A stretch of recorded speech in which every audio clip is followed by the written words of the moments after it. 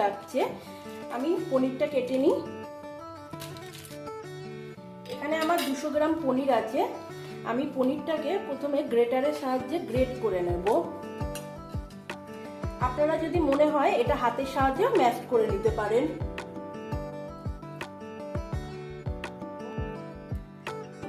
পনিরটা আমি গ্রেট করছি, এই যে এরকম করে গ্রেট করে নেবেন পনিরটাকে।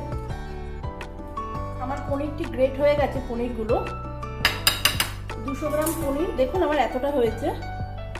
আমার ফ্রাইং প্যানটা গরম হয়ে গেছে। আমি ওর মধ্যে দিয়ে দিচ্ছি 3 টেবিল স্পুন সাদা তেল।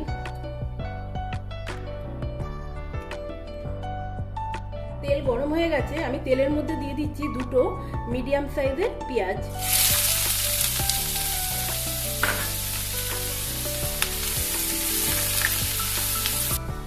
পেঁয়াজটা দিয়ে আমি লাল করে পেঁয়াজটা একটু ভেজে নেব।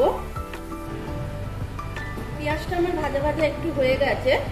এরপর আমি দিয়ে দেবো একটা ছোট ক্যাপসিকাম কুচি। ক্যাপসিকামটা দিয়ে আমি একটু নাড়তে থাকবো। ক্যাপসিকামটা অল্প ভাজা হয়ে গেলে আমি এর মধ্যে টমেটো, 2টো মিডিয়াম সাইজের টমেটো কুচি করে রেখেছি, দিয়ে দিলাম। এবার আমি এটাকে ভালো করে মিক্স করব।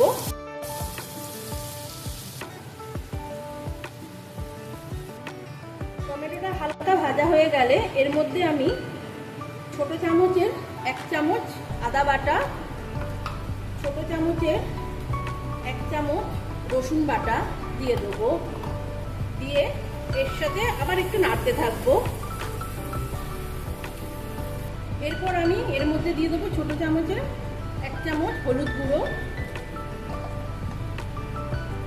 জিরে গুঁড়ো, লঙ্কার গুঁড়ো, ধনে গুঁড়ো 1 চামচ, অল্প একটুখানি চিনি,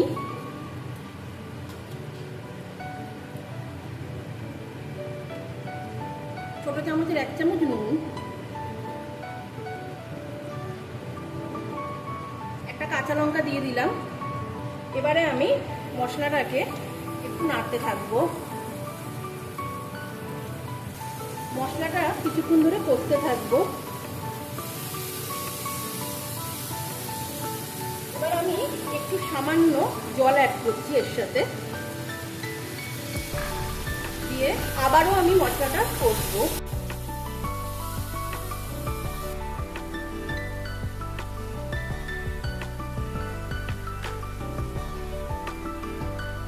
মশলাটা আমার কষা হয়ে গেছে বন্ধুরা। এবার আমি দেখুন আমার তেল ছেড়ে দিয়েছে মশলাটা থেকে। এর মধ্যে আমি এবার পনিরটা অ্যাড করে দেবো।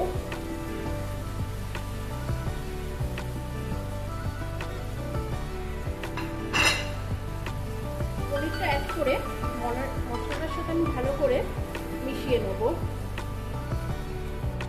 আমার পনিরটার সাথে মশলাটা ভালোভাবে মিশে গেছে। এর মধ্যে দিয়ে দিচ্ছি 1 চামচ ছোট চামচের গরম মশলা ও ধনেপাতা কুচি দিয়ে এবার আবারও নাড়তে থাকবো। এটাকে ভালো করে মিশিয়ে নেব।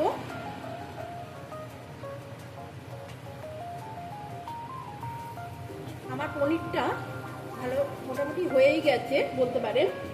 এরপর আমি কাসুরি মেথি একটু হাতে ম্যাশ করে একটু দিয়ে দিচ্ছি, এর সাথে মিশিয়ে দিচ্ছি এবং কিছুটা পরিমাণে বাটার দিয়ে আবারও নাড়তে থাকবো।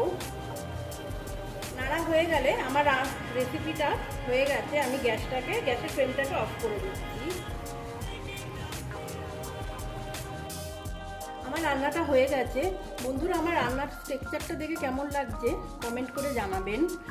ভালো লাগলে লাইক, কমেন্ট ও শেয়ার করবেন। আর চ্যানেলটা সাবস্ক্রাইব করবেন ইউটিউবে গিয়ে। সার্ভিং প্লেটে আমি ঢেলে নিয়েছি।